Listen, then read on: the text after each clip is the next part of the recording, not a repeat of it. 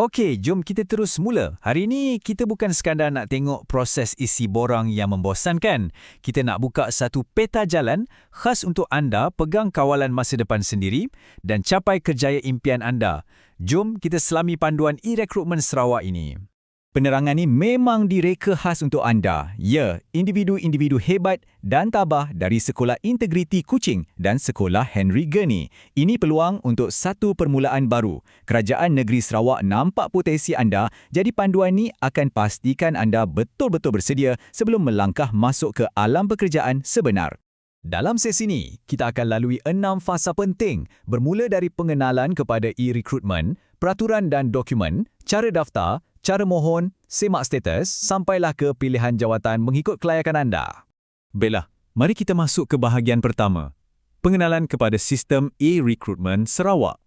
Portal rasmi ini ibarat pintu gerbang utama ke kerjaya masa depan anda. Segala kekosongan jawatan kerajaan, negeri dan pihak berkuasa tempatan, semuanya diiklankan dekat sini. Pendek kata, ini langkah pertama yang paling krusial. Tanpa lalu portal ni, memang tiada jalan pintas lain untuk anda mohon. Sekarang kita ke bahagian kedua, peraturan penting dan dokumen wajib. Satu benda yang anda perlu tahu, jangan sesekali hadkan diri anda. Sistem ni benarkan anda mohon sampai 10 pekerjaan berbeza serentak tau, asalkan ia sepadan dengan kelayakan anda.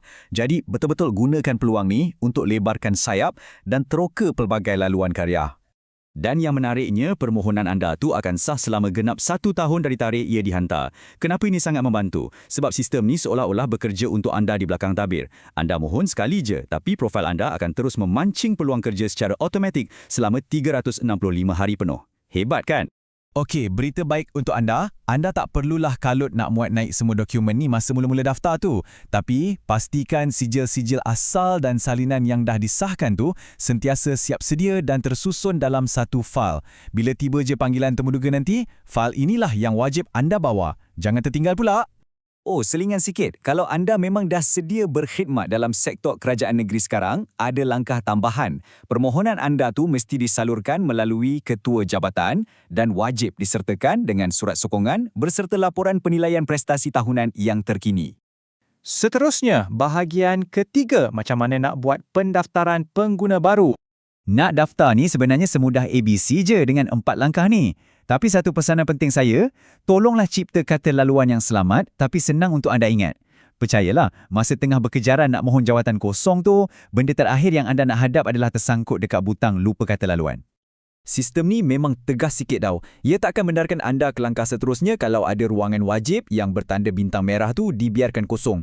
Jadi, tip pro untuk anda, kalau ada soalan yang memang tak ada kaitan dengan situasi anda, type je NA atau tidak berkaitan. Selesai masalah. Satu lagi, sentiasa beringat untuk tanda kotak pengakuan pemohon tu. Anggap je ia macam tanda tangan digital mutlak anda. Setiap kali anda kemas kini maklumat, anda kena tanda kotak ni sebagai pengesahan rasmi yang semua butiran yang anda masukkan tu memang betul dan tepat. Beralih ke bahagian keempat, cara memohon dan mengemaskini permohonan. Nak pilih kerja ni mudah je sebenarnya. Pergi ke borang permohonan dan cari peranan yang betul-betul padan dengan kemahiran anda. Dan ini bahagian paling penting. Lepas dah pilih, pastikan anda klik butang kemaskini. Kalau tak klik butang tu, pilihan anda tu takkan terkunci dalam sistem. Jadi, sentiasa beringat ya. Baik, masuk ke bahagian kelima pula. Cara menyemak status permohonan anda. Bila anda semak status permohonan secara online, anda akan nampak salah satu daripada 3 status ni. Baru, memenuhi kriteria tapisan atau tidak memenuhi kriteria. Fahami betul-betul apa maksud ketiga-tiga status ni sebab ia bertindak macam kompas yang akan jimatkan banyak masa dan persoalan anda. Kalau anda nampak status bertukar jadi memenuhi kriteria tapisan, wah, tahniah, boleh senyum lebar sikit. Tapi awas, lepas tu cepat-cepat tekan butang jadual tu secara manual. Ramai yang terlepas peluang sebab tunggu sistem panggil secara automatik. Anda sendiri yang kena periksa bila tarikh peperiksaan atau temuduga tu tahu.